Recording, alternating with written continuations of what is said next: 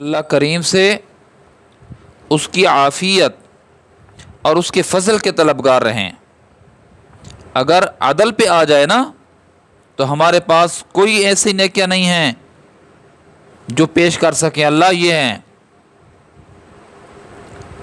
پھر بخشش بھی مشکل ہو جائے گی، پھر معاملہ ہی درست نہیں ہوگا، کیا بنے گا؟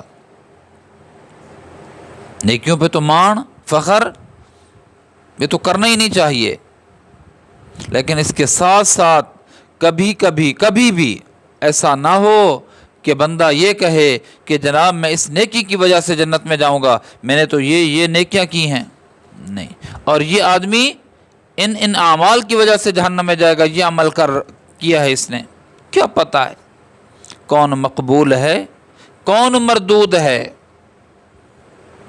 کس کو کیا خبر کون کیا ہے۔ ہاں، جب تلیں گے میزان پہ عمل تو تب معلوم ہوگا کہ کھوٹا کھرا کون ہے، تو میرے رب کو پتہ ہے۔ تو اس لیے کبھی بھی ہر وقت اللہ سے فضل مانگو، کبھی بھی مان اور فخر نہیں کرنا چاہیے۔ کیا پتہ نیکی شرف قبولیت سے نوازتے ہیں اللہ یا اس کو نہیں نوازتے۔ بندہ اپنے تئیں یہ سمجھتا ہے کہ میرے پاس یہ خزانے ہیں، یہ نیکیوں کا خزانہ ہے، یہ عمل ہے، یہ رب کو پتہ ہے کہ وہ قبول کرتا ہے، اس کو نہیں کرتا۔ حضرت بایزید بستامی کا وہ واقعہ مشہور ہے کہ آپ جب فوت ہو گئے تو کسی نے دیکھا کہ حضرت کیا بنا آپ کے ساتھ؟ فرمایا اللہ کے حضور جب میں پیش ہوا تو اللہ نے فرمایا کیا لائے ہو بایزید، کیا لائے ہو؟ میں نے کہا نیکیاں تو کچھ بھی نہیں ہے میرے پاس، اس میں قصور ہیں، عیب ہیں، کوتاہیاں ہیں، لیکن میں عقیدہ توحید لایا ہوں کہ تیرے علاوہ کسی کو شریک نہیں ٹھہرایا اور کسی کو بھی نفع اور نقصان کا مالک نہیں سمجھا، کسی چیز میں اختیار نہیں ہے نفع دینے کا جب تو نہ چاہے، کسی چیز میں مضرت اور نقصان دینے کا اختیار نہیں ہے جب تک تو نہ چاہے، یہ عقیدہ لایا ہوں۔ ہاں، اللہ رب العزت نے فرمایا بایزید وہ دودھ والی رات، لیلۃ اللبن، دودھ والی رات یاد نہیں ہے تجھے؟ اللہ کون سی رات؟ تو پھر اللہ نے خود بتایا، اللہ نے فرمایا کہ جب تو نے دودھ پیا، تجھے تو معلوم ہی نہیں ہے نا، یاد ہی نہیں ہے، جب دودھ پیا پیٹ میں درد پڑ گیا، کسی نے کہا کہ کیا ہوا؟ کہا دودھ پی لیا تھا۔ تو نے نقصان دہ چیز کس کو سمجھا؟ دودھ کو سمجھا۔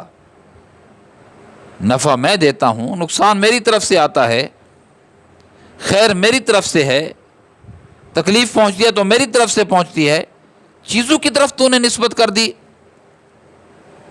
کہتے ہیں کہ میں نے گڑ گڑا کر کہا اللہ کچھ بھی نہیں ہے میرے پاس، کچھ بھی نہیں ہے میرے پاس، سارے خزانے بھلائیوں کے تیرے پاس ہیں، تو مجھے بھلائی عطا کر دے۔ میں معافی کا خواستگار رہا، اللہ سے اس کا فضل ڈھونڈتا اور مانگتا رہا، اللہ نے معاف کر دیا۔ تو میرے پیارے، کبھی بھی اپنی نیکیوں پہ غرور مت کرنا،